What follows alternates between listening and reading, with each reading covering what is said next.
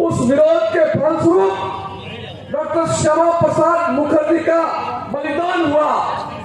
इस पंडाल में बैठे हुए कार्यकर्ता जो डॉक्टर श्यामा प्रसाद मुखर्जी को जानते हैं और वर्षों से हमने धारा 370 समाप्त होनी चाहिए इस बात की मांग करने के लिए जब आंदोलन हुआ और आप में से जिन कार्यकर्ताओं ने इस आंदोलन में भाग लिया, मैं उन सारे कार्यकर्ताओं से आह्वान करता हूं कि जो 370 के हटने पर खुश हुए हैं, जो प्रसन्न हुए हैं, वो हाथ के और भारत माता की जय बोलेंगे। बोलिए भारत माता की, भारत माता की। मित्रों, मैंने दो उदाहरण दिए हैं। 47 के बाद, 2014 के बाद मोदी जी ने आपकी भावनाओं का ध्यान में रखते हुए किस प्रकार के विकसित भारत का और देश में इस प्रकार के जितने भी मुद्दे हैं उन सारे मुद्दों का समाधान करने का, और इसलिए मैं आप सबसे आह्वान करता हूं। मेरे पूर्वजों लोग कह रहे थे कि ये चुनाव नहीं है।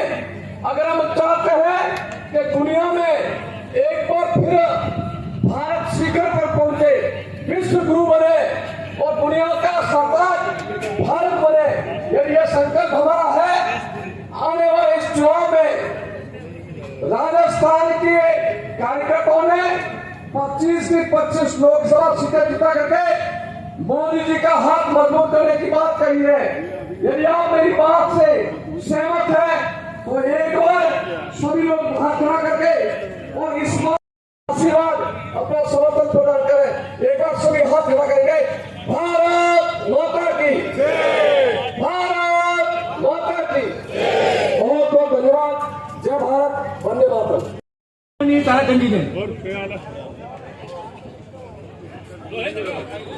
आज लोकसभा 17वीं लोकसभा के इस नामांकन प्रक्रिया के अंदर विराजमान पार्टी के सभी नेतागण सम्मान बढ़ाया, उनका स्तर बढ़ाया, उनको राहत दिए का इंतजार कर रहा था।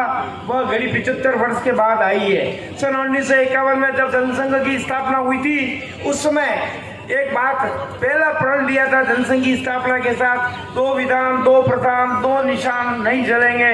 और इन 6 अगस्त 2019 का वो दिन आया कि जिस दिन श्यामा प्रसाद मुखर्जी ने जिस आह्वान के साथ झेलम नदी को पार करके कश्मीर के अंदर प्रवेश किया था, और आज हमारे गृह मंत्री अमित शाह ने एक धारा को एक क्षण के अंदर, जब हमारे फारूक अब्दाल कि हमें भारतीय होने पे गर्व है, ये इस 10 वर्षों के इतिहास में नरेंद्र मोदी हुआ है। और मंदिर तारीख नहीं बताएगा, मंदिर की 22 जनवरी के दिन इतिहास का वो कालखंड आया कि जब भगवान राम 500 आहुतियां देकर, हमने देखा है कि उस कालखंड का इंतजार करके 22 जनवरी के दिन भगवान राम अपने निज मंदिर के अंदर विराजमान हुए हैं। ये भगवान राम का मंदिर ही नहीं बना है, इतिहास के अंदर हम देख रहे हैं कि भारत की प्रतिष्ठा प्रतिष्ठित हुई है। हमने अपने कालखंड के अंदर देखा है। हम 10 साल पहले देखते थे कि आज इस्लामिक राष्ट्रों के अंदर एक हिंदू अगर कहीं उसकी मजदूरी करने गया और मौत हो जाती थी तो उस दुबई या सऊदी अरब के उन देशों के अंदर दाह संस्कार के लिए जगह नहीं मिलती थी, बक्सा बंधक कोई 15 दिन से आता था। लेकिन आज पिछले महीने के अंदर हम देख रहे हैं अबू धाबी के अंदर हजारों एकड़ के अंदर भव्य स्वामी नारायण का मंदिर बन गया। ये विश्व के अंदर भारत की प्रतिष्ठा प्रतिष्ठित हुई है। ये इतिहास का कालखंड है। अभी आधा काम हुआ है, आधा बाकी है। हम देख रहे हैं कि काशी विश्वनाथ का कॉरिडोर बना है, उज्जैन का महाकाल बनना, और मथुरा भगवान राम का मुद्दे तो लड़ना ही नहीं है। ऐसा ही आप देखोगे कि जिस दिन चुनाव का नामांकन पूरा होगा 10-20 कांग्रेसी मैदान छोड़ के भाग जाएंगे। ये इस बात का प्रतीक है कि आगामी समय के अंदर 400 पार कई ये उदयपुर शहर विधानसभा और हमारी ग्रामीण विधानसभा, इन दोनों सीटों पर 2 लाख तक जीत का आंकड़ा पहुंचाएंगे। और हम सब कार्यकर्ता इस बात का प्रण लेकर जाएंगे कि जब तक प्रधानमंत्री नरेंद्र मोदी प्रधानमंत्री बनकर शपथ नहीं लेते तब तक हमको चैन से नहीं बैठना है। और हमें हजारों वोट से हमारे प्रत्याशी मन्नालाल जी रावत को जीताकर हमको जनजाति मंत्री हमारे बीच में बाबूलाल जी खराड़ी साहब, राजस्थान के पूर्व मंत्री प्रभुलाल जी सैनी साहब हमारे बीच में, पूर्व विधानसभा के अध्यक्ष चपलोद साहब, इस कार्यक्रम में उपस्थित मंच पर सभी भारतीय जनता पार्टी के विधायकगण, पूर्व विधायक, हमारे बीच में संगठन के सभी पदाधिकारी, मंच पर उपस्थित सभी अतिथिगण, पांडाल में उपस्थित सभी भारतीय जनता पार्टी के कार्यकर्ता के रूप में मेरे पिता तुल्य बुजुर्गों, दोस्तों, नौजवानों, मेरी माता बहनों और इस कार्यक्रम में पधारे हुए सभी मीडिया के बंधुओं, मैं इस अवसर पर आप सबके सरी चरणों में कोटि शत नमन करता हूं, आप सबका वंदन करता हूं, आप सबका हार्दिक स्वागत और अभिनंदन करता हूं। मैं ज्यादा कुछ नहीं कहूंगा। मैं इस अवसर पर आप सबसे अनुरोध करूंगा कि अभी आप हमारे सबके बीच में एक बहुत बड़ा अनुष्ठान हमारे भारत देश का होने जा रहा है। उस अनुष्ठान में हमारी कितनी हम भागीदारी होगी, हम कितना परिश्रम कर सकते हैं, हम घर घर जा करके हर मतदाता से मिल करके इस योग्य हमारे इस अनुष्ठान में हम सब कितनी आहुति दे सकते हैं, ऐसा भाव आपके मन में होना चाहिए। मैं इस अवसर पर कहूंगा, आप सबको विदित होगा, इस देश के अंदर कोई प्रधानमंत्री आई, सरकार आई की और गई, हम किसी की आलोचना नहीं करेंगे, लेकिन इस 10 साल के अंदर, इस 10 साल के अंतराल में आपके अपने देश के प्रधानमंत्री जी ने जो ऐतिहासिक काम किए हैं, जो कि आज इस 7 साल में पिछली सरकार नहीं कर पाई थी, मैं चाहता हूं इनके लिए हम सब एकजुट। मतदाता जरूर तैयार है, लेकिन हम जाकर के उसको नरेंद्र भाई मोदी की जितनी जन कल्याणकारी योजना जो है, इन सबको लाभ पहुंचाने का काम किया है, उनके दिमाग में बैठाने का काम करें। और मैं ज्यादा नहीं कहूंगा, लेकिन 1-2 बातें और कहूंगा।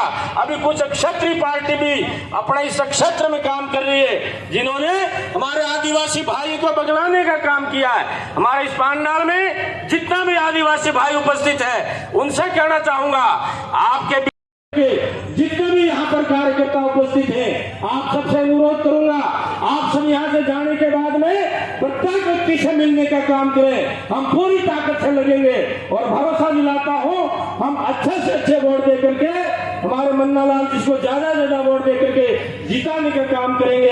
यही बात करता हुआ, आप सबसे चरणों में नमन करता हुआ उम्मीद करता हूँ, आप 25 दिन जो हमारे पास में है, काम थे, 1 रुपए का काम मेरी विधानसभा में नहीं किया। वो हमारी ग्रामीण विधानसभा से वोट मांगने के लिए किस नाच से आएगा, उसको ग्रामीण विधानसभा की एक जनता उसको जवाब देना है। डीएमएफटी फंड का पैसा आपने कांग्रेस के विधायकों के यहाँ पर आपने दिया और भारतीय जनता पार्टी के विधायकों को आपने 1 पैसा नहीं दिया। क्यों नहीं दिया? आपको अध्यक्ष बना दिया डीएमएफटी फंड का।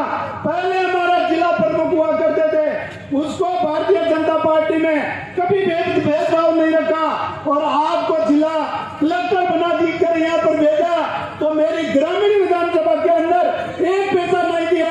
इसलिए अब की बार ग्रामीण विधानसभा की यहाँ पर जनता बैठी है, हमारे विधायक जहाँ पर भी थे उनको उन्होंने 1 पैसा नहीं दिया। अब की बार आए तो उनको ये पूछना कि डीएमएफटी फंड का जो तुम्हारे हाथ में था, तुम्हारे को चुनाव लड़ना ही था, तो हमारे को सबको क्यों नहीं दिया? इसलिए मैं ज्यादा नहीं कहकर मैं आपसे अपील करता हूं कि भारतीय जनता पार्टी का हमारा प्रत्याशी कमल का फूल है और मोदी जी ने जो विकसित भारत संकल्प लिया है, विकसित भारत का, उसको हमने आगे बढ़ाने के लिए यहाँ पर एकत्रित होके आज फार्म भर दिया है। आज से ही जैसे हमारे गोपी जी ने कहा कि ये यहाँ पर जो भी हमारा कार्यकर्ता है, खुद जैसे हमारा ग्रामीण विधानसभा में विधायक फूल सिंह मीणा बनकर काम किया था, वैसे ही हर विधानसभा के अंदर डॉक्टर मन्नालाल रावत बनकर काम करेंगे और लाखों से जीतेंगे। चिंता मत करो, हमारे को केवल और केवल जनता के पास में जाकर उनको वोट की पेटी तक, बूथ तक लाने की हमारी जिम्मेदारी है। आप इतनी संख्या में आए, आपका बहुत बहुत बहुत बधाई। धन्यवाद। जय भारत जय जी गणेश साहब से मैं आग्रह करूंगा कि आप पधारें और हम सभी कार्यकर्ताओं को संबोधित करें। मैं एक बार चुनियाल जी भाई साहब के लिए, क्योंकि पहली इनकी सभा है, मैं चाहता हूं कि कर्तव्य खड़ियों के साथ आदरणीय चुनियाल जी गणेश का स्वागत करेंगे। पहली बार राज्यसभा सांसद होने के बाद आज हमारी डॉक्टर नंदलाल जी रावत साहब, हमारी मेवाड़ की 3 लोकसभा के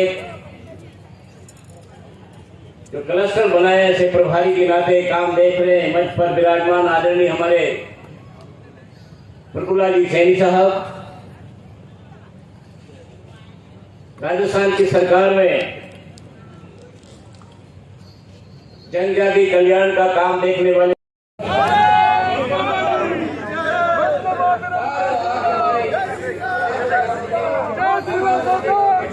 की गति मिलेगी। मैं